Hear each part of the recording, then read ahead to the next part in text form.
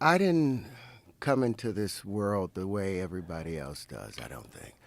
I used to think that everybody had the similar experience, but like if I asked you what was your first memory in life, what would it be? I don't think I know. My first memory was almost like when you're dreaming and you're falling and you hit the bottom and you wake up. Mm-hmm.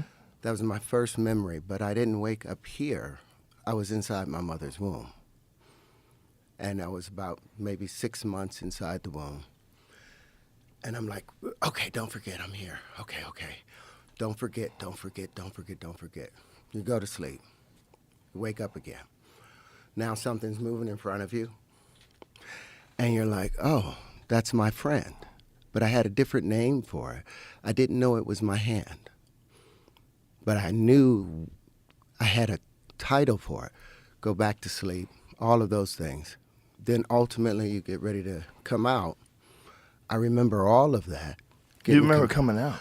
Remember being compressed, and you want to panic, but you're flooded with like some serotonin and dopamine to where you feel relaxed. You go right back to sleep. You remember being born. I remember being circumcised. I remember the whole nine. And the proof of it was when my wife, Mira, that you just met, when she was 6 months pregnant with my son, Kieran, I wanted to prove to her what I was talking about. So I put a light on her stomach every day at 6 o'clock at night. And I would move that light back and forth, and I'd put a song on for a week straight.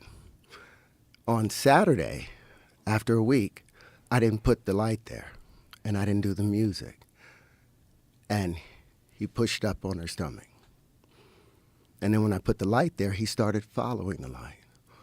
And for the next 2 months, we did this every night, and he would go all the way around her belly, back and forth, always pushing on it. I didn't understand at the time that maybe I've interfered with the development process, and maybe he's wrapped the cord around his neck. I shouldn't have done all of this, but it came out wonderful and fine. And this little boy, first thing he wanted to do is see light. He loved lights from that early stage, and I can ask him the square root of 2, the square root of 5, the square root of that, the square root of pi, and he will run it off. But he's just like, his personality is like Forrest Gump, to where he's just loving and wants everybody to be around him and care.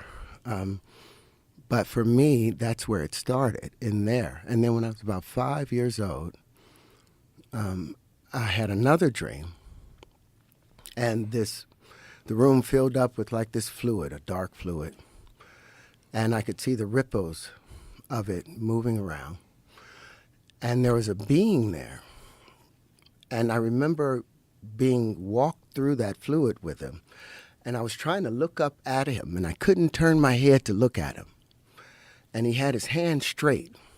I knew his voice, but I did not know who it was, but I felt confident and comfortable. And as we moved along this dark blue fluid path with like chartreuse covering the, how when you look into a pool and you see the ripples, and if you're at the bottom of the pool, you'll see the ripples overlapping.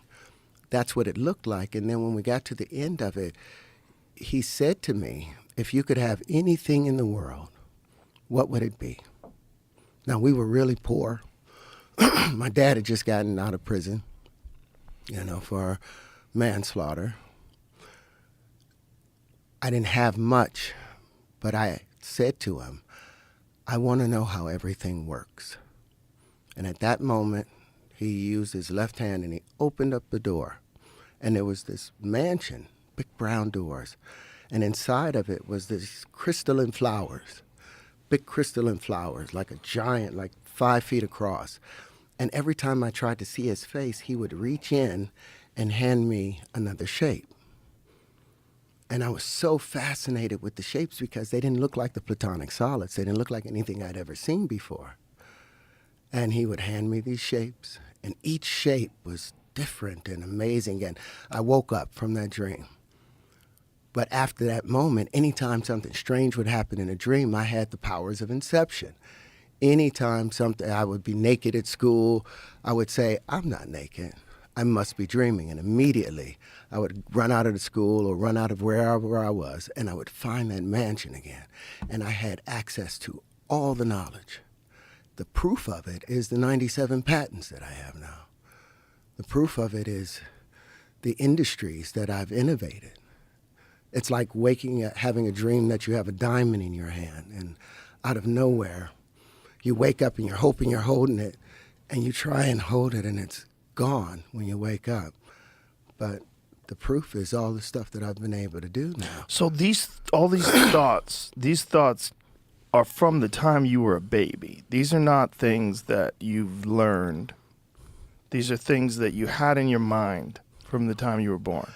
From before that time, because I remembered that I had been someplace else before. Now, what's interesting, that voice that I heard, that's my voice now. So it was like my greater self was leading me through and periodically would show up again in other dreams.